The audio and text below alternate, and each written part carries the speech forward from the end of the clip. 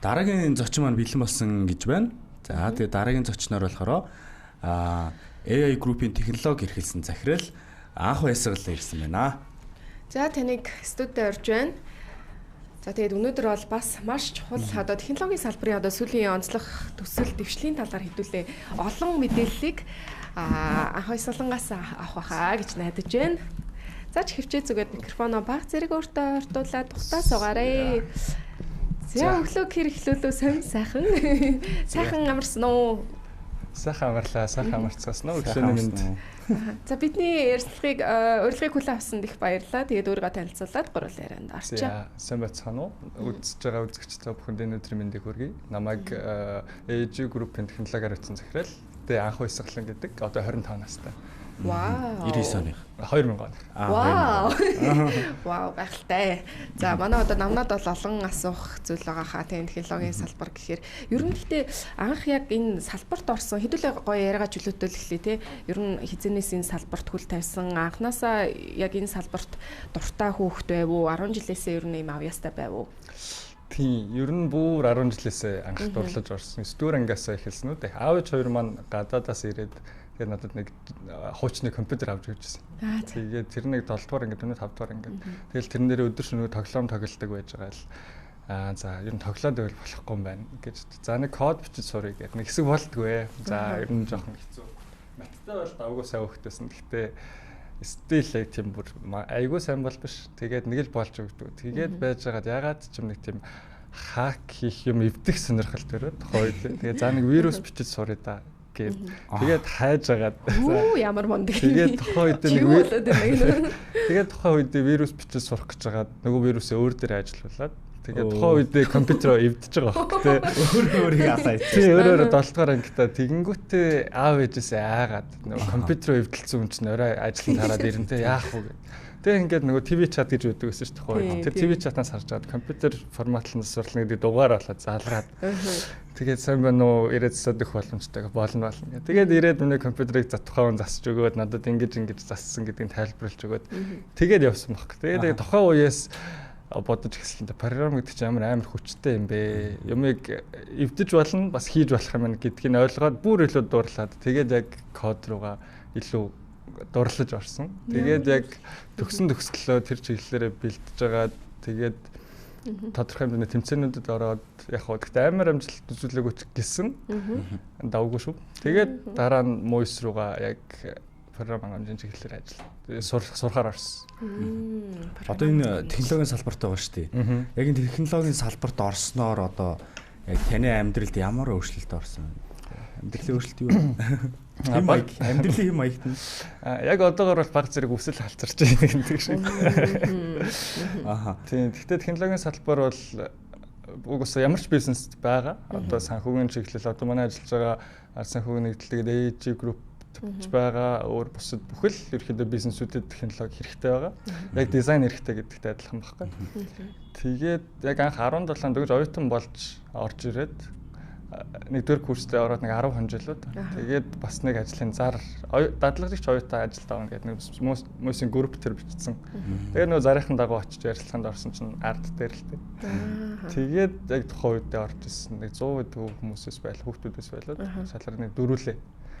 Тэгээд орсныхаа дараа ерөөхдөө үргэлжлээд үнцэн ажилтан болоо. Тэгээд одоо тасралт яг дундаа нэг завсралсан. Тэгээд 8 жил ажиллаж байгаа. Яг технологийн салбар. AI Group-ийн технологи эрхэлсэн захирал гэж байгаа тийм мундаг юм аа. Сая ингээл нөө салцарсан гэлдэг ч тийм. Ер нь яг сонирхолтой санагдаад байна. Яг тэгэхээр би нөө технологиос хол хүн болохоор за яг анхны ажлын гараа жишээ ингээл эхлэхэд ямар үндсэн одоо чиг үүргийн дор ямар ажлуудыг хийдэг вэ? Төслийн хувьд ч гэдэм үү, компанийн хувьд ч гэдэм үү тий. Тэрийг сайхан яриул. Анх яг орж байхад бол анхны даалгавар нэг номон дээр ажиллах байсан. Тухайн үед чинь яг 2017 манай ерөөхдөө санхүүгийн нэгтгэл ерөнхийдөө бол мэдэх бах анханасаа л уламжлалт санхүүгийн байгууллагыг ерөнхийдөө шинэ буюу нөгөө блокчейн бусад төрлийн технологиор манлайлна гэдэг чиглэлээр ажилладаг. Тэгэнгүүт тэр чиглэлтэй холбоотой бид судалгаа хийх байсан л да. Блокчейн технологи гэж юу юм, уламжлалт санхүү, шинэ төрлийн санхүү нь яаж өөрчлөгдөд байгаа юм, бид нэр улс орондын мөнгөнгүүлэг яаж хийдэг болох юм гэдэг ч юм уу. Тэр бүх судалгаануудыг хийгээд би бэлдээд нэг манай хариуцж байсан ахлагчтай бэлтэж өгөөд тэр чинь бараг нэг сар бэлтлүүд. Тэгээд өгсөн чинь дараа нэг 2 сарын дараа байсан. Тэрийг имхлээд afterлаад ном болгоо гаргацсан. Тийм жижигхэн одоо бодох нэг юм алган чинээ ном л доо. Захин малт гэдэг нэртэй. Тэгэнгүүт би тухайн үед амар баярлажсэн. Энэ ингээ ном болчихж байгаа юм байна. Ингэж амар импакттай байж болд юм байна. Яг уг нь технологийн хүн. Гэхдээ яг технологи чиглэлээр судалгаа хийж байгаа. Тэгээд дараа нь бас нэг 3-4 жилийн дараа захин малт хувилбар 2 нь гараад тэгээд яг тэр номыг болохоор би одоо яг ном хийгдэг чинь гэдгийг мэдээд яг өөрөө бүтэн яг редактор нь болоод орсон. Тэгээд ном хийх гэдэг чинь бас тийм амар амархан ажил биш байлаа. Бараг 7-8 сар ингээл судалгаагаа хийгээл хүмүүстэйгээ дахиад судалгаагаа өгөөл авторлал багийнхантай ажиллаад тэгээд тэгэнгүүт нөгөө технологийн салбарын хүн гэдэг тэнгүүт би код бичдэг. Тэгээд өөр багийнхаа хүмүүсийг удирддаг боловч технологи гэдэг чинь зөвхөн бас код бичихгүй юм байна. Судалгаа шинжилгээ зөндөө хийдэг, уншдаг, зах зээлтэйгээ хөл нийлүүлдэг байх хэрэгтэй байна гэдгийг улам ил ойлгож байгаа хэрэг. Тэгээд манай технологийн салбарын чинь ер нь айгүй бүрэг хичмхий ярьдаггүй төрлийн хүмүүс шүү дээ. Одоо тийм шүү дээ. Та бол яриад байдаг. Яриад байна. Ярддаг байхгүй болохгүй юм байлаа гэдэг юм бол. Бас би өмнө айгүй юм нээлттэй их ярддаг төрлийн юм байсан. Гэхдээ ингээ анзаараад тахад сүүлийн 7-8 жилийн хугацаанд ер нь ярих нь айгүй багассан байна. Бас л тий гэсэн байна. Хүлэнтэй ярьдаг байжээ тий. Мэргэжлийн онцлог байж магадгүй. Тий. Одоо ер нь технологийн салбарт анх CTO хэдэн настай болсон бэ? Одоо 21. Ямар төсөл, ямар компаниас? ITAX крипто бирж байсан. Анх тэгээд крипто биржийн бас мэдээлэл аюулгүй байдлаар эхлээд ажилд орсон. Тэгээд аюулгүй байдал талд нь ажиллаж байгаа. Тэгээд тухайн үед ч нэг анх Монголын крипто зах зээл чинь яг бүүн болж байсан шүү дээ. Ингээ шинэ хэдэн ч coin гараад байгаа. 70-80 төрлийн coin гараад. Тэгээд яг бид хэд ч нөгөө биржэд хэлэх хэвээр асуудал байрлуулах хэвээр яг асуудал зөндөө гарсан. Тэр үед хүмүүс мэдчихэл байгаа хуучин DAX гэдэг бирж. Тэрийг хариуцаж ороод мөрөхөд яг технологи хариуцсан захирал болж эхэлсэн.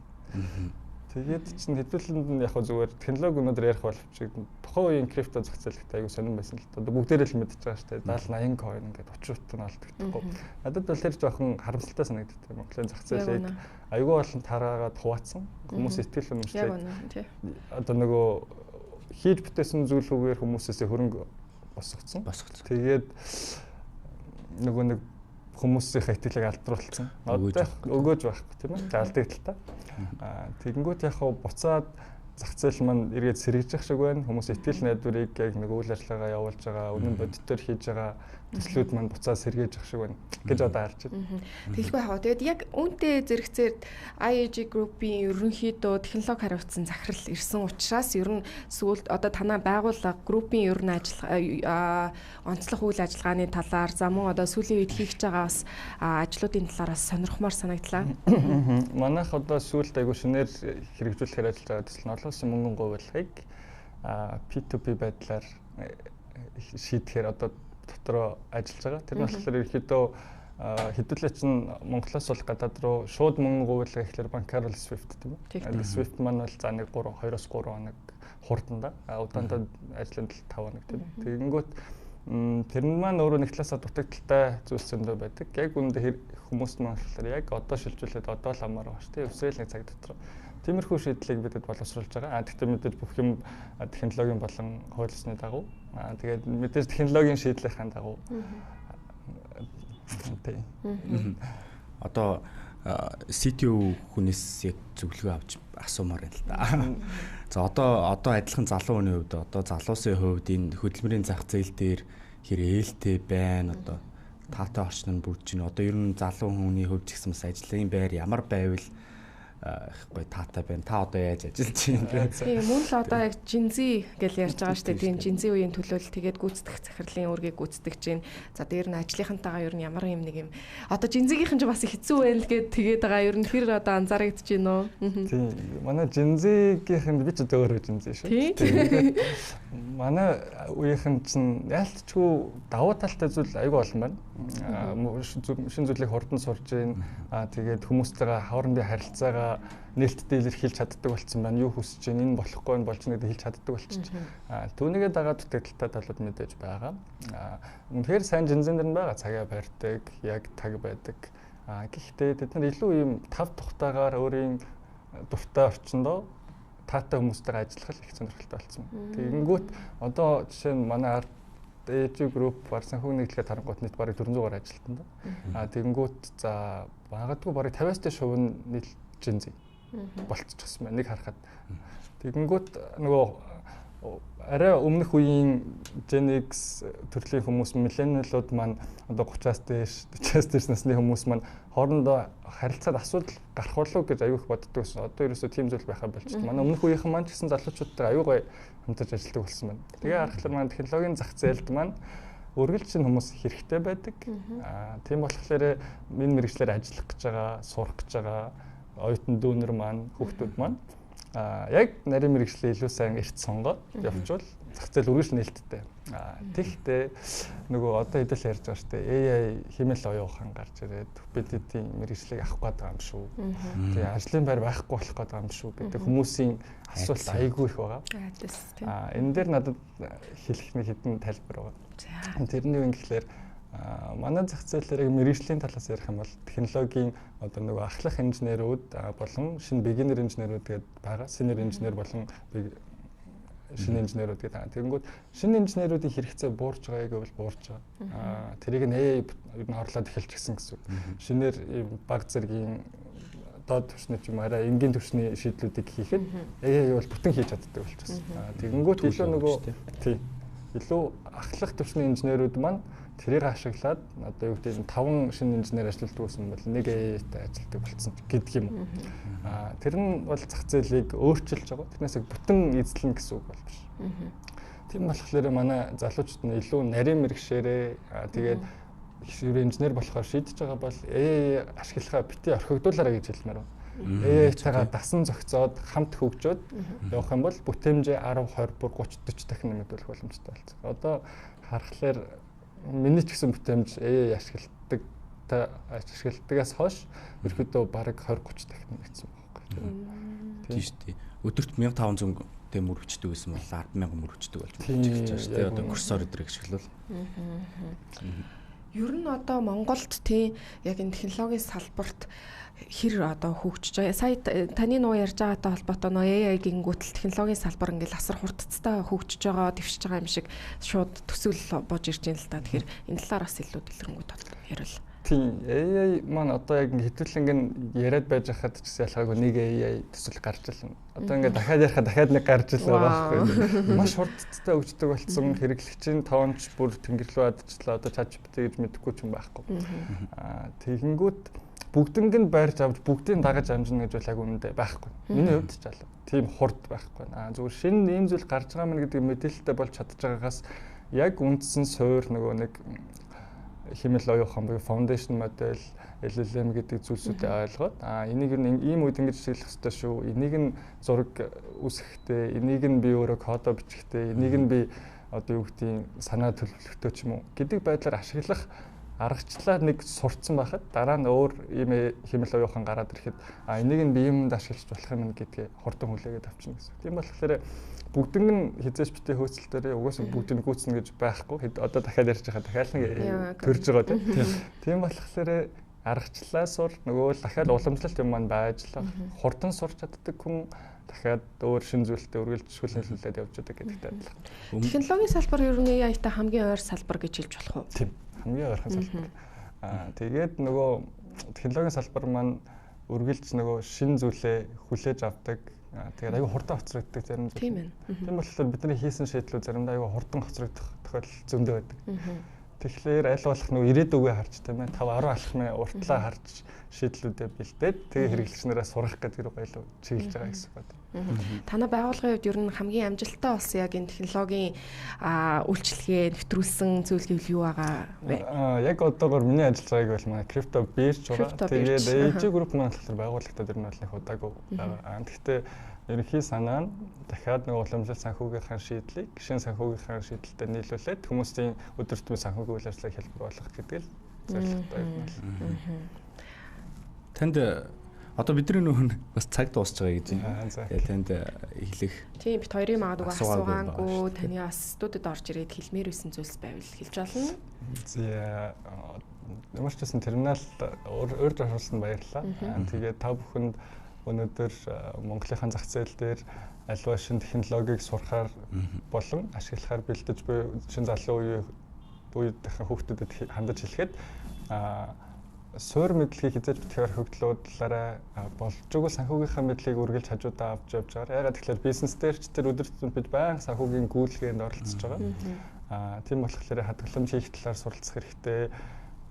Зээл тий хөрөнгө оруулалт хийх талаар суралцах хэрэгтэй. Заавал тэр нөгөө forex биш. Тий арилжаа гамбл биш байхгүй. Уламжлалт байдлаар удаанаар ч гэсэн compound interest буюу өндөр өгөөжийг одоо аль нь өгч ийн гэдгийг авч сураарай, алтан хөрөнгө оруулалт сураарай гэдэг ч юм. Тэгээд мэдээж нөгөө ярьдаг стил блокчейний талаар бити мартаарай. Ягаад тэгэхээр би өөрийнхөө карманд одоо ингээд бэлэн мөнгө авч явж болно шүү дээ. Би өсрээд ингээд онгоцны буудлын дээр очиод аэропортоор өнгөрөхөд надад төсөөлөг $10,000 карманд авч явах боломжтой тийм үү. Тэгэнгүүт хэрвээ би блокчейн ч юм уу крипто байдлаар биткойн өөртөө хадгалаад өөр улс руу нислээ гэхэд би магадгүй $100, $2-3 сая ч хамаагүй өөртөө хадгалаад аваад явах боломжтой байхгүй. Би тэр чинь очиод тэрнгээрээ төлбөр тооцоогоо ч юм уу эсвэл liquid cash болгоод ашиглах боломжтой. Тийм болохоор энэ бол ирээдүйд одоолтол мөн.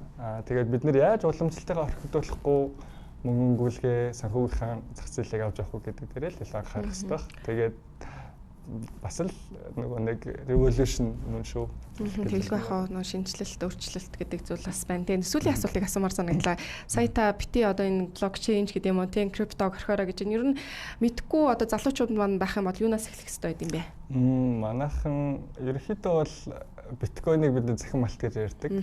Биткойн бол ерөнхийдөө хөрөнгө оруулалтын хэрэгсэл болчихсон. Бусад альткойнууд маань болохоор өдөр тутмын utility үйл ажиллагаанд ашигладаг төлбөр тооцоонд ашиглах болох үс болчихсон. Тийм болохоор та хэд маань тэр хэдийн ялгааг ойлгоод тэг хөрөнгө оруулалт хийх нь бол хөрөнгө оруулалтаа биржээрээ яаж аюулгүй хийж байх уу, хөрөнгө оруулалтаа хаана хадгалах уу гэдэг талаар илүү дэлгэрэнгүй мэдээллүүдийг манай биржийн мэдээ блог дээр оруулж байгаа. Тийм болохоор тэнцэнээс суралцаж болно хэрвээ шаардлагатай гэвэл бас удахгүй манайхаас блогууд бэлдэж эхэлж байгаа. Санхүүгийн хөрөнгө оруулалтын шинэ технологитой холбоотой блогууд гаргаж эхэлж байгаа. Тэрийг бидэд бас удахгүй хуваалцсан. Баярлалаа. За тэгээ ярилцлага таатай байлаа. Тэгээд бидний урилгыг хүлээн авсан танд маш их баярлалаа. Тэгээд ирээдүйд олон бас төсөл үйл ажиллагаа хийх байх бүгдэнд амжилт хүсье. За өөртөө баярлалаа. Баярлалаа. Юм сайхан өнгөрлөө. За гурлаа.